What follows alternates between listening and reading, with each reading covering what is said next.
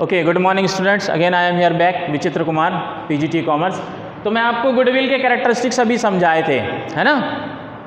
अब मैं आपको नेक्स्ट समझाता हूँ factors affecting the value of goodwill. अब किसी की गुडविल कम है, किसी की गुडविल ज़्यादा है ना। और एक चीज़ और ध्यान रखिएगा, गुडविल कौन से अकाउंट में आती है, रियल में, पर्सनल में या नॉमिनल में? बताइए। गुडविल को हम रियल अकाउंट में काउंट करेंगे, ठीक है। अब गुडविल किसी की कम होती है, किसी की ज़्यादा होती है। तो कौन सी वो चीज़ें जिससे गुडविल कम या ज़्यादा होती है, जिसको हम क्या कहते हैं, factors affecting the value of goodwill. यानी वो फैक्टर, वो चीज़ें जिनसे गुडविल पर इफेक्ट पड़ता है, या हम कह सकते हैं ओरिजिन ऑफ गुडविल, यानी गुडविल कैसे बनती है, किन से गुडविल कम ज़्यादा होती है। पहला है फेवरेबल लोकेशन। फेवरेबल लोकेशन मतलब अगर आपका बिजनेस आपके प्रोडक्ट के हिसाब से, आपके बिजनेस की जगह बिल्कुल सही है, तो आपका प्रोडक्ट ज़्यादा बिकेगा, गुडविल आपकी ज़्यादा हो जाएगी। फॉर एग्ज़ाम्पल, जैसे किसी की रेलवे स्टेशन के सामने चाय नाश्ते की दुकान है, तो उसका तो सामान बिकना ही है, उसका प्रोडक्ट ज़्यादा बिकेगा। क्यों? क्योंकि उसकी दुकान कहाँ पर है, रेलवे स्टेशन के ठीक सामने, जहाँ पर बहुत सारी पब्लिक आती और जाती है, और नॉर्मली वो भूखी रहती है, तो वो तो खाएगी पिएगी ही। तो फेवरेबल लोकेशन एक कारण होता है। ये एक एग्जाम्पल है, सिर्फ है छोटा सा, और भी किसी अलग तरह के एग्जाम्पल हो सकते हैं। कुल मिलाकर अगर आपका बिजनेस आपके प्रोडक्ट के हिसाब से सही जगह पर है, लोकेशन आपकी सही है, तो आपको प्रोडक्ट ज़्यादा बिकने में हेल्प मिलेगी, जिससे प्रॉफिट आपका ज़्यादा होगा और गुडविल आपकी ज़्यादा हो जाएगी।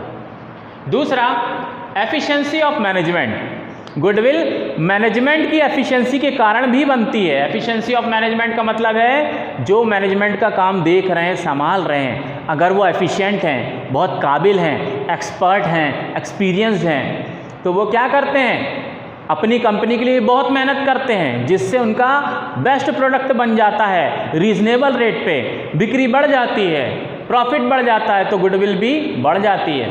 तो एफिशिएंसी ऑफ मैनेजमेंट। तीसरा है लॉन्गेटिविटी। लॉन्गेटिविटी मतलब लंबे समय। लंबे समय का मतलब ये है कि कोई भी अगर बिजनेस बहुत लंबे समय से चला आ रहा है, तो उसकी गुडविल ज़्यादा होगी, है ना। जैसे फॉर एग्जांपल आप देखते हैं रॉयल एनफील्ड की बुलेट, तो ये आज की थोड़ी है, ये तो बहुत साल पुरानी है। तो इतनी साल पुरानी बाइक होने के कारण आज आप देख सकते हैं उसकी कीमत में कितना फ़र्क है। एक पल्सर में उस जैसे फंक्शन है, उस जैसी पावर है, लेकिन पल्सर की कीमत में और बुलेट की कीमत में ज़मीन आसमान का फ़र्क है ना। और चॉइस की भी बात रहती है, क्योंकि मेन कारण यही है कि ये बहुत सालों से अगर कोई बिज़नेस चला आ रहा है लगातार, लॉन्गेटिविटी।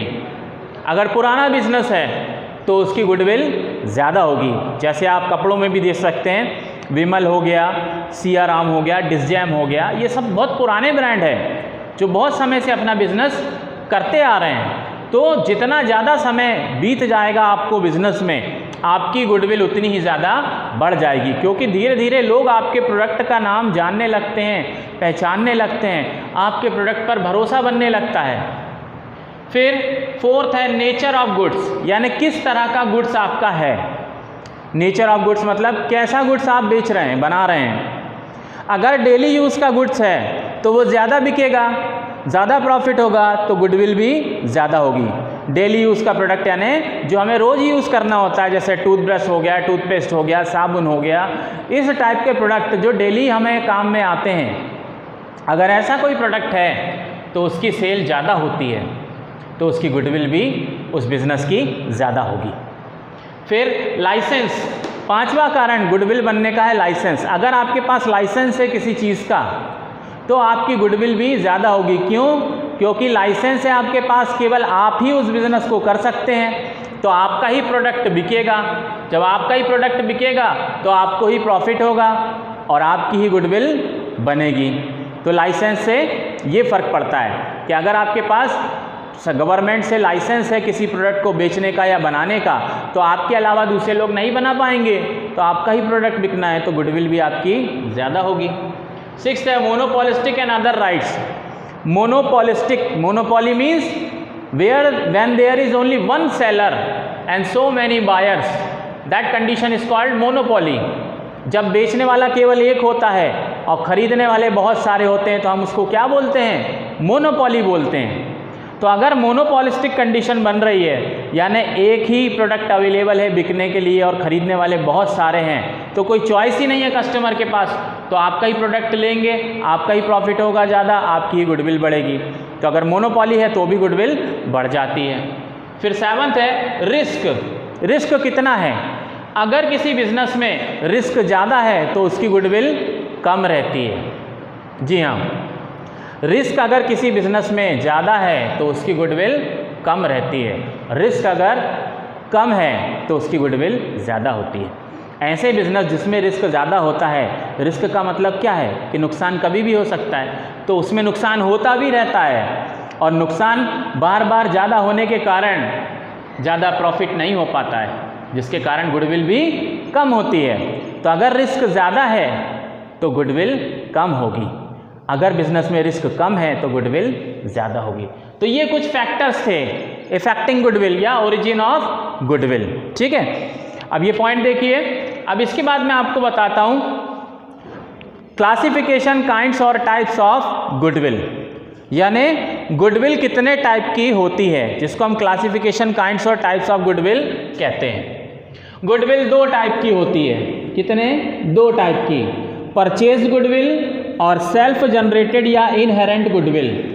इनहेरेंट और सेल्फ जनरेटेड एक ही का नाम है। 2 तरह की गुडविल होती है। परचेज गुडविल किसको कहते हैं? परचेज गुडविल, परचेज मतलब खरीदना, खरीदना मतलब जो दूसरे से खरीदा आपने। जैसे मान लीजिए कि सैमसंग कंपनी अगर बिकेगी और आपने उसको खरीद लिया तो सैमसंग की जो भी गुडविल है वो आपके पास आ जाएगी। भाई लोग तो सैमसंग को जानते हैं ना, तो आप जैसे ही आप उस कंपनी को खरीदने के बाद मोबाइल अपना बनाकर मार्केट में भेजेंगे और नाम उसका वही रहेगा सैमसंग, तो पर्सन तुरंत खरीद लेगा। तो ये कैसी गुडविल है? Purchase goodwill. आपने दूसरे का जमा जमाया बिजनेस खरीद लिया तो उसने इतने साल में जो मेहनत करके अपनी रेपुटेशन, अपनी गुडविल बनाई थी, वो गुडविल भी आपको मिल गई। तो पहला तरीका है काइंड्स है गुडविल का, परचेज गुडविल। और दूसरा क्या है? सेल्फ जनरेटेड या इनहेरेंट गुडविल, मतलब खुद मेहनत करके बनाइए, है ना। आप मेहनत कीजिए, बहुत सालों की जब मेहनत होगी आपकी तब आपकी गुडविल बन जाएगी। तो गुडविल 2 टाइप की होती है, inherent and self generated goodwill. इतना समझ में आया? अब इस चैप्टर में अभी और भी चीज़ें हैं जो मैं आपको बताऊंगा धीरे धीरे। पहले मैं आपको काम की चीज़ सबसे पहले वाली समझा देता हूं, क्योंकि वहीं से आपका इलस्ट्रेशन नंबर 1 शुरू होगा, और वो है sacrificing ratio and gaining ratio.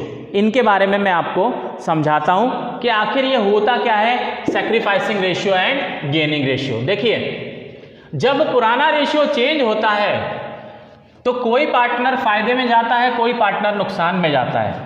तो जो पार्टनर नुकसान में जाता है वो बेचारा क्या कर रहा है? सैक्रिफाइस कर रहा है। सैक्रिफाइस का मतलब क्या होता है? त्याग करना, बलिदान करना। ठीक, तो जो पार्टनर नुकसान में जाता है, घाटे में जाता है, वो पार्टनर सैक्रिफाइस करता है, और जो पार्टनर फायदे में जाता है, फायदे में रहता है, वो पार्टनर गेन करता है। तो उसी का जब हम रेशियो निकालेंगे तो वो कहलाता है sacrificing ratio and gaining ratio. अब इसका कैलकुलेशन आपको करना पड़ता है क्योंकि इसी रेशियो में हम एडजस्टमेंट करेंगे।